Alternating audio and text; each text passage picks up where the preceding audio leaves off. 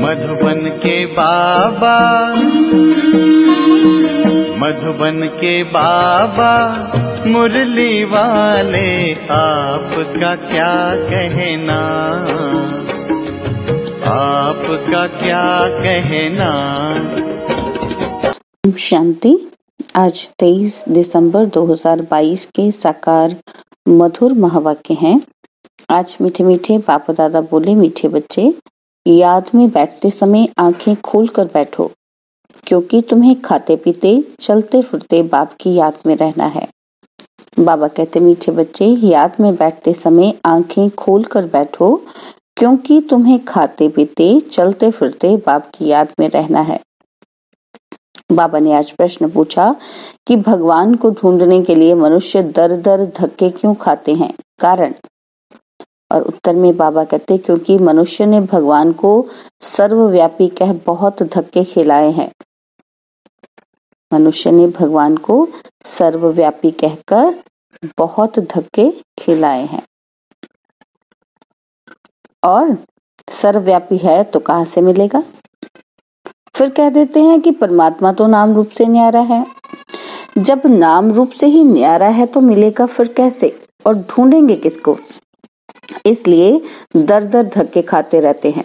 तुम बच्चों का भटकना अब छूट गया। तुम निश्चय से कहते हो कि बाबा परम धाम से आए हैं। हम बच्चों से इन ऑर्गन्स द्वारा बात कर रहे हैं, बाकी नाम रूप से न्यारी कोई चीज होती नहीं। ओम शांति। मीठे मीठे बच्चे बाप की याद में बैठे हैं। ये किसने कहा और किसको? सभी आत्माओं के बाप ने अपने बच्चों को। आत्माओं से बोला। आत्माओं ने अर्गन से सुना कि बाबा ने क्या कहा। बाप ने कहा, आपने अपने बाप को याद करते हो? बाप को याद करने के लिए क्या आंखें बंद करनी होती हैं? बच्चे जब बाप को याद करते हैं तो आंखें तो खुली हुई होती हैं। उठते बैठते चलते फिरते बच्चों को बाप की याद रहती है। आंखें बंद करने की दरकार नहीं। आत्मा जानती है कि मेरा बाप इन ऑर्गन से मेरे से बात करते हैं, परम धाम से आए हैं इस पतित पुरानी दुनिया को नई दुनिया बनाने। यह बुद्धि में है। आंखें तो खुली हुई हैं। बाबा बात करते हैं, तुम सुनते भी हो और याद में भी हो। कौन सुनाते हैं? परमपिता परमात्मा। उनका नाम क्या है? जैसे तुम्हारे शरीर का नाम है वह बदलता रहता है। एक शरीर लिया, छोड़ा, फिर दूसरा लिया तो नाम भी दूसरा पड़ेगा। आत्मा का नाम बदलता नहीं है। बाप कहते हैं, मैं भी आत्मा हूँ, तुम भी आत्मा हो।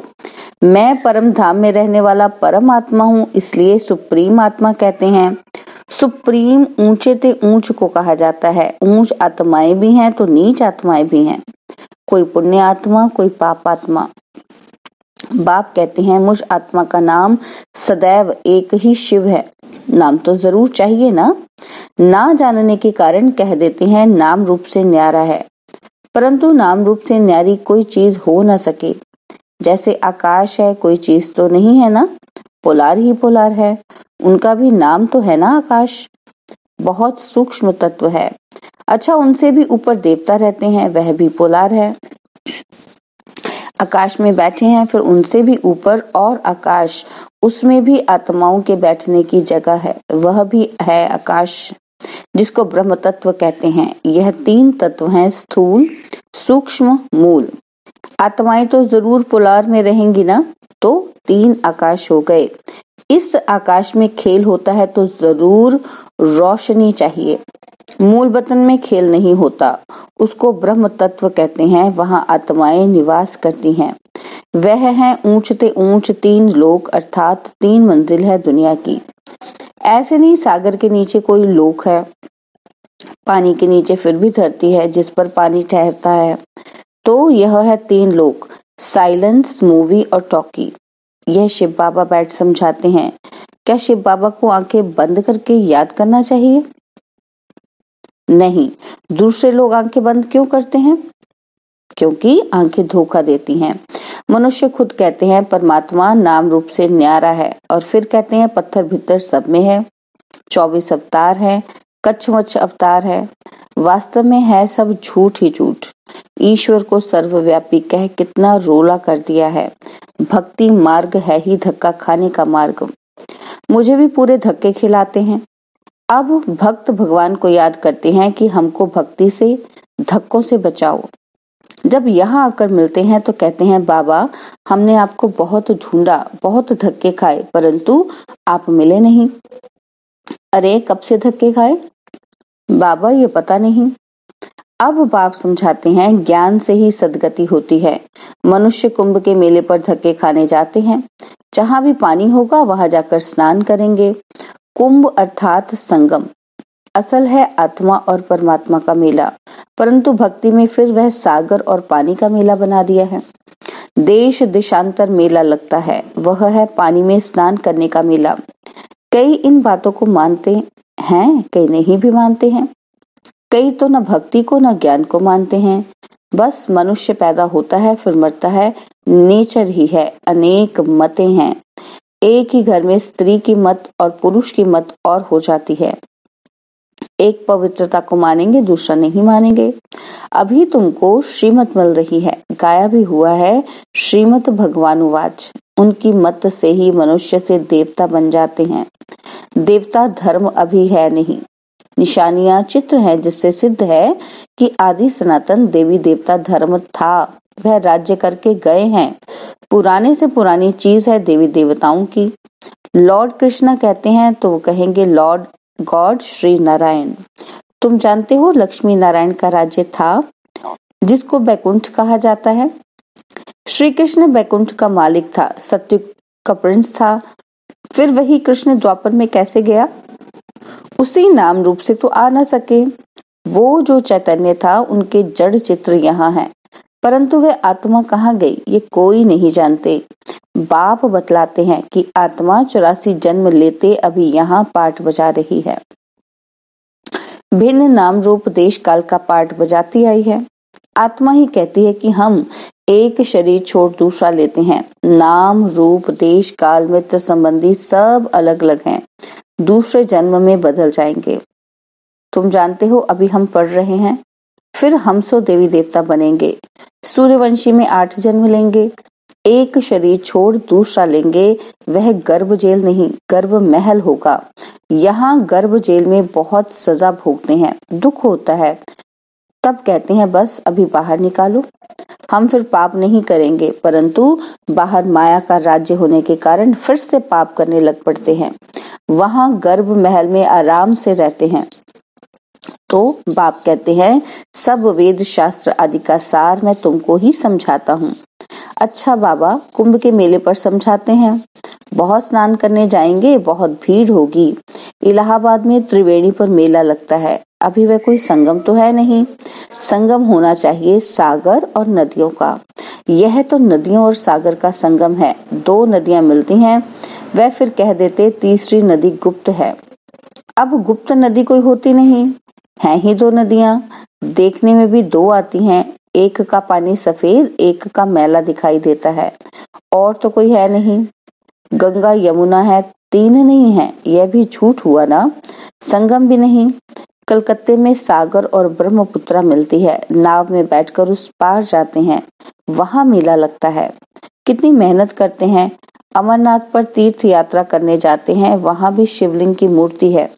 वह घर में भी रख सकते हैं, फिर वहां जाने की दरकार ही नहीं। यह भी धक्का खाना ड्रामा में नूंद है।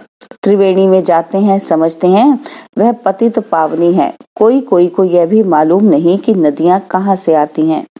पहाड़ से आती हैं, परंतु पानी तो सागर से आता है। बादल बरसते हैं तो ऊंचे पहाड़ होने के कारण बर्फ जम जाती है। फिर धूप लगने के कारण बर्फ जब गलती है तो पानी इकट्ठा होकर नदियों में आता है। अब विचार करो कि पतित पावन परम पिता परमात्मा, ज्ञान सागर व ज्ञान नदियां व पानी का सागर और नदियां बहुत अंधकार में धक्का खाते रहते हैं। अब उनको कैसे बताएं कि ये पतित पावनी नहीं है, ये तो बरसात का पानी है। बादलों से पानी आता है, बादल फिर सागर से पानी खींचते हैं। पानी तो पतित पावन हो नहीं सकता। गाते भी हैं पतित पावन सीताराम। हे पतित पावन आओ, आत्माएं कहती हैं, हे पतितों को पावन बनाने वाले बाबा रहम करो। बाप समझाते हैं, ये भक्ति के धक्के खाने से कोई पावन बनते नहीं हैं। यह नदियां तो अनादि हैं ही, पानी है पीने और खेती करने के लिए, वे पावन कैसे करेगा? अभी ये तुम्हारा अंतिम जन्म है, मैं आता हूँ तुमको पावन बनाने। सत्युग पावन दुनिया थी और यह है पतित दुनिया।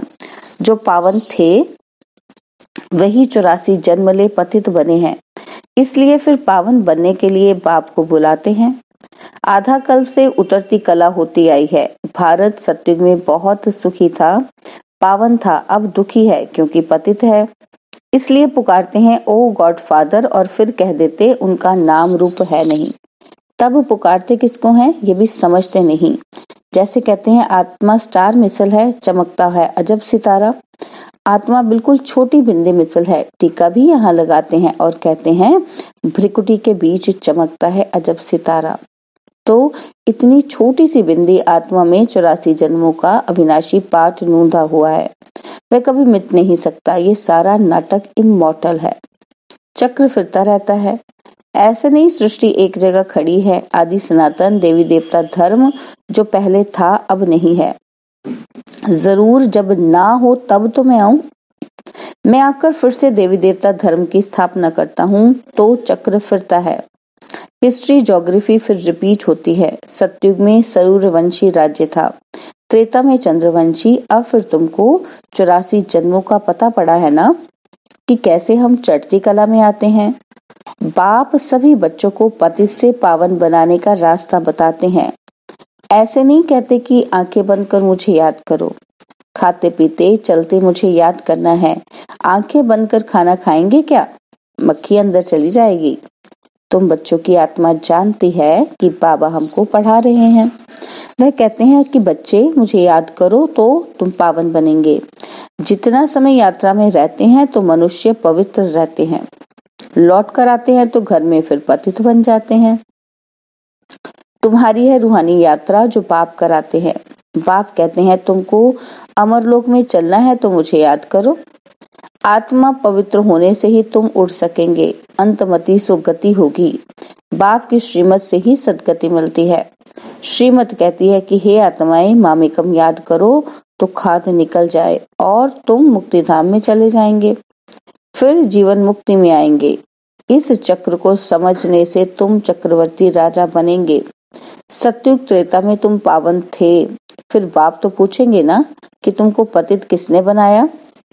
यह भी अभी तुम बच्चे समझते हो कि जब से रावण राज्य शुरू होता है तो पतित बन पड़ते हैं। आधा कल्प के बाद पुरानी दुनिया हो जाती है, फिर तुमको सुख तो नई दुनिया में मिलना चाहिए। वह मैं ही आकर देता हूँ। हम तुमको पावन बनाते हैं, वह तुमको पतित बनाते हैं। मैं वर्षा देता हूँ, रावण श्राप देते हैं। यह है खेल। रावण तुम्हारा बड़ा दुश्मन है, उनका बुत बनाकर जलाते हैं। कभी देखा शिव का चित्र उठाकर जलाए? नहीं, शिव तो है निराकार। राम सुख देने वाला, उनको कैसे जलाएंगे? दुख देने वाला है रावण। कहते हैं ये अनादि जलाते आते हैं, तो क्या शुरू से ही रावण राज्य था? राम राज्य हुआ ही नहीं, ये सब समझाना पड़े। रावण राज्य कब से शुरू हुआ ये किसी को पता नहीं। आधा कल्प से शुरू होता है। तुम सब द्रौपदियां पुकारती हो कि बाबा हमारी रक्षा करो। अरे तुम बोलो हमको पतित बनना ही नहीं है, हिम्मत चाहिए। नष्ट मोहा बनना है, मैं शरण तब दूंगा जब तुम नष्ट मोहा बनेंगी। मेरा तो एक शिव बाबा, दूसरा न कोई। पति बाल बच्चे याद पड़ते रहेंगे तो वर्षा पा नहीं सकेंगी। ग्रस्त व्यवहार में रहते हुए बाप को याद करो। अच्छा, मीठे मीठे सिकिलदे बच्चों प्रति माता पिता बाप दादा का याद प्यार और गुड मॉर्निंग। रूहानी बाप की रूहानी बच्चों को नमस्ते। हम रूहानी बच्चों की रूहानी बाप दादाजी को दिलवाजान सिकवा प्रेम से नमस्ते। ओम शांति। प्यारे बाबा, मीठे बाबा, मेरे बाबा, शुक्रिया बाबा, शुक्रिया बाबा, शुक्रिया बाबा। धारणा के लिए मुख्य सार है, श्रीमत पर सबको पावन बनाने का रास्ता बताना है। पतित पावन बाप का परिचय देने की युक्ति रचनी है। सेकंड पॉइंट है, बाप से वर्षा लेने के लिए व बाप की शरण में आने के लिए पूरा पूरा नष्टमोहा बनना है। आंख खोलकर बाप को याद करने का अभ्यास करना है।